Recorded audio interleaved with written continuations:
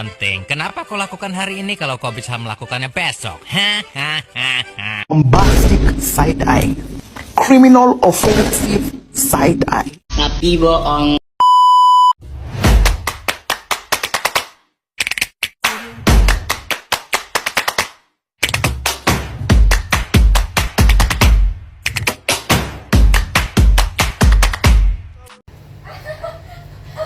Assalamualaikum warahmatullahi wabarakatuh. Nama saya Isnovianti dari Fakultas Tarbiyah dan Ilmu Keguruan dari Program Studi Tadris Bahasa Inggris semester 1 kelas A.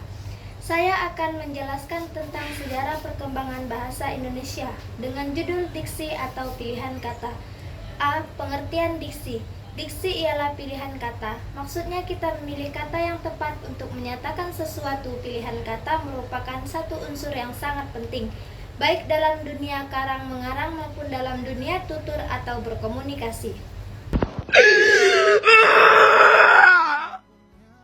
Dalam memilih kata setepat-tepatnya untuk menyatakan suatu maksud, kita tidak dapat lari dari kamus. Kamus memberikan suatu ketepatan kepada kita tentang pemakaian kata-kata. Dalam hal ini, makna kata yang tepatlah yang diperlukan dalam KBBI, Kamus Besar Bahasa Indonesia. Diksi adalah pilihan kata yang tepat dari selaras dalam penggunaannya untuk mengungkapkan ide atau gagasan sehingga diperoleh efek-efek tertentu seperti yang diharapkan. Diksi juga termasuk sebuah bentuk gaya bahasa dalam sebuah karangan atau percakapan. Dengan gaya bahasa dengan diksi yang tepat akan menjadikan karya tulis kamu menjadi karya yang indah dan memiliki makna yang sesuai dengan apa yang ingin kamu sampaikan. Diksi memiliki sebuah pemilihan kata. Pemilihan kata untuk karya sastra. Ada dua istilah yang perlu dipahami berkaitan dengan pilihan kata ini, yaitu yang pertama, istilah pemilihan kata, dan yang kedua pilihan kata. Kedua istilah itu harus dibedakan di dalam penggunaannya. Pemilihan kata adalah proses atau tindakan memilih kata yang dapat mengungkapkan gagasan secara tepat, sedangkan pilihan kata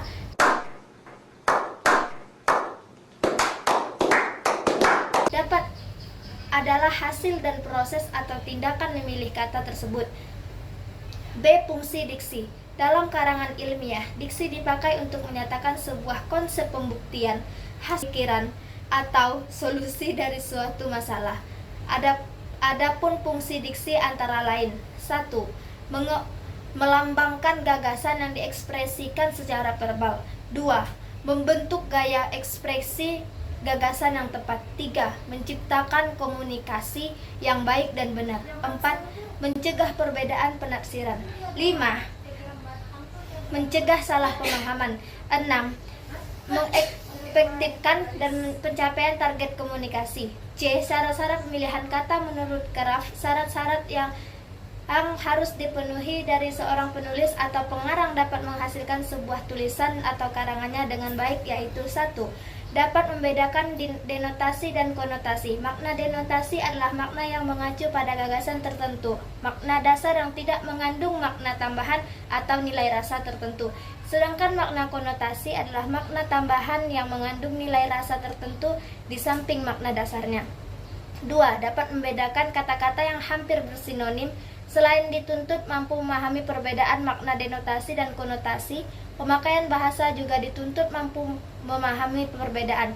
Sinonim adalah dua kata atau lebih yang pada asasnya mempunyai makna yang sama, tetapi bentuknya berlainan. Sinonim ini dipergunakan untuk mengalih-alihkan pemakaian kata pada tempat tertentu, sehingga dalam pemakaian bentuk-bentuk kata yang bersinonim akan menghidupkan bahasa seseorang dan mengkonkretkan bahasa seseorang, sehingga kejelasan komunikasi atau lewat bahasa itu akan terwujud.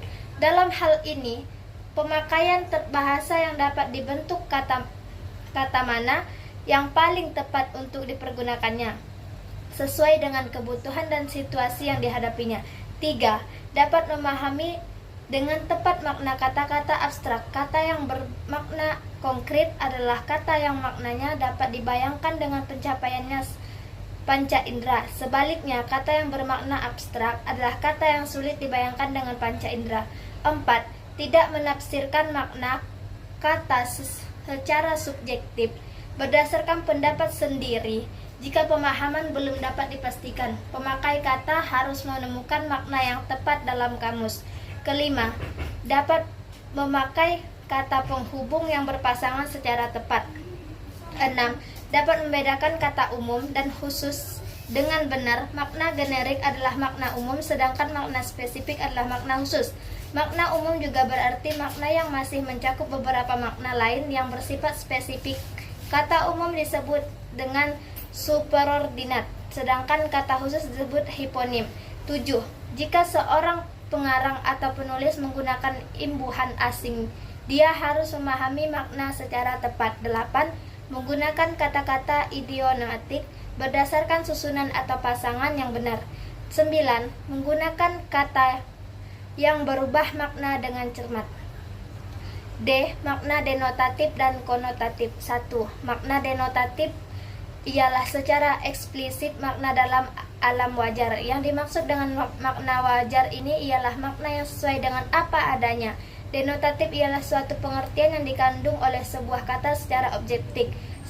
Sering juga makna denotatif disebut juga makna konseptual. Makna denotatif ialah makna yang umum. Makna denotatif adalah makna dalam alam wajar secara eksplisit. Makna wajar ini adalah makna yang sesuai.